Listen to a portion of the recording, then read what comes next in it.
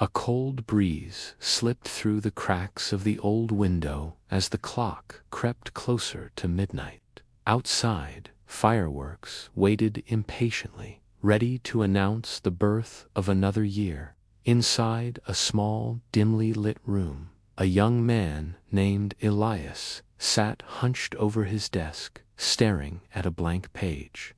The room smelled faintly of paper and winter air. Every year ended like this. A new year, a new list, a new promise that this time would be different. He picked up his pen, took a slow breath, and whispered, "This year, I'll finally change." The words felt heavy, but hopeful. He began writing. Wake up early. Read every day. Exercise daily. Stop wasting time. Be disciplined. Be confident. Become stronger. Become the person I imagine at night. His handwriting trembled, but his heart felt steady. For a moment, writing those goals made him feel powerful, as if the ink itself could reshape his life. But beneath that feeling, a quiet voice stirred, one he had heard before. "You wrote this last year, and the year before that, and the one before that, too." The clock struck midnight. Fireworks erupted, filling the sky with color and noise. The world celebrated a fresh beginning, but Elias felt the same familiar weight settle in his chest. He closed the notebook, lay back on his bed, and stared at the ceiling. "Maybe this year will be different," he whispered, though he did not fully believe it. The first morning of the year arrived quietly. His alarm rang early, sharp and demanding. Elias opened one eye, glanced at the clock, then turned his face toward the pillow. Just a few more minutes, he thought. When he finally woke again, sunlight had already filled the room. Morning had slipped away. Shame washed over him like cold water. First day of the year, and I already failed. He tried again the next morning, and the one after that. Each night he felt motivated. Each morning he felt defeated. Dreams at night, disappointment by noon. Days blended into weeks. The notebook stayed closed. The goals remained untouched. Slowly, Elias began avoiding mirrors.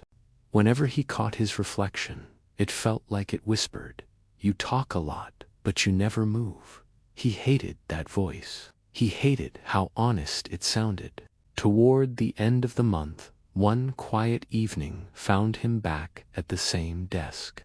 Books lay open, pages unread, his shoulders slumped. Outside, winter rain tapped softly against the glass, steady and patient, as if asking for attention.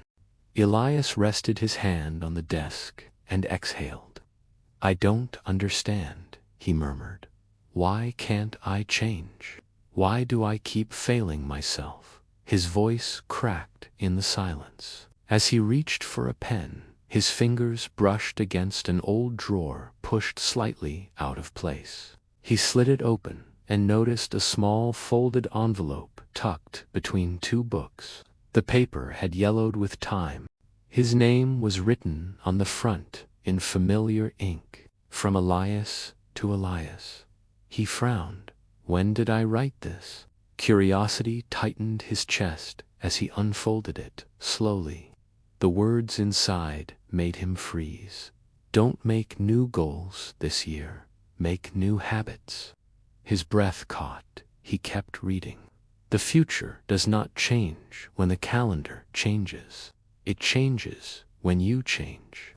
If you want a better life next year, show up today. Start with one small habit, not big promises, tiny actions.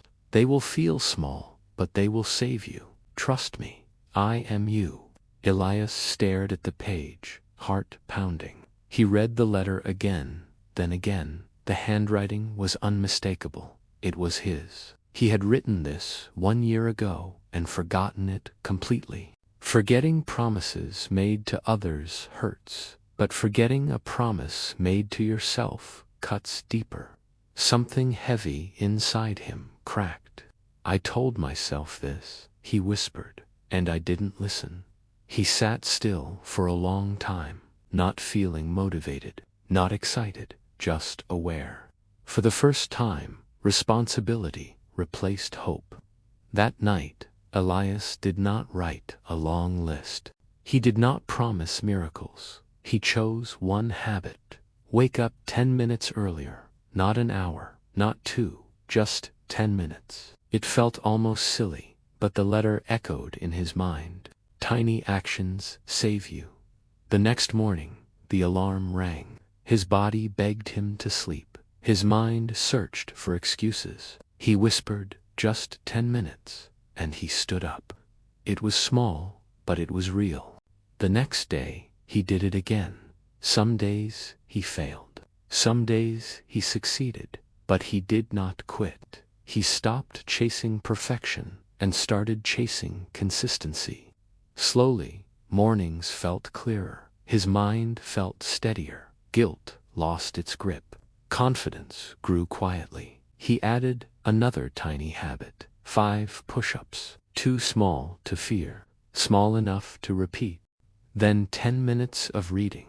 No pressure, no punishment, just showing up. Weeks passed, then months. Spring arrived. Summer followed.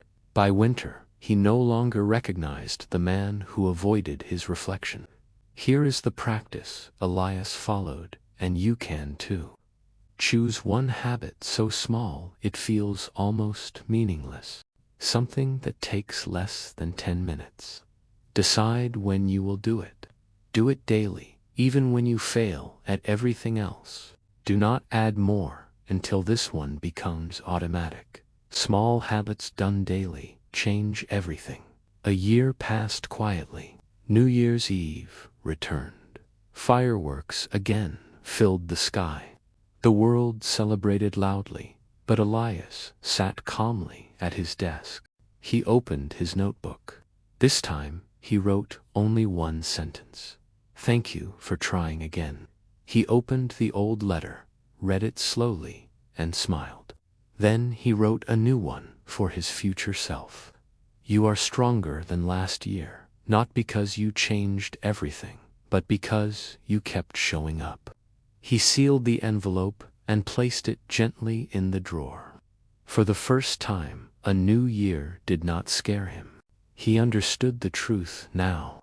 You do not need a new year to change your life. You need one habit and the courage to keep it. Small habits save you. Small habits save you. If this touched you, like, share, and subscribe.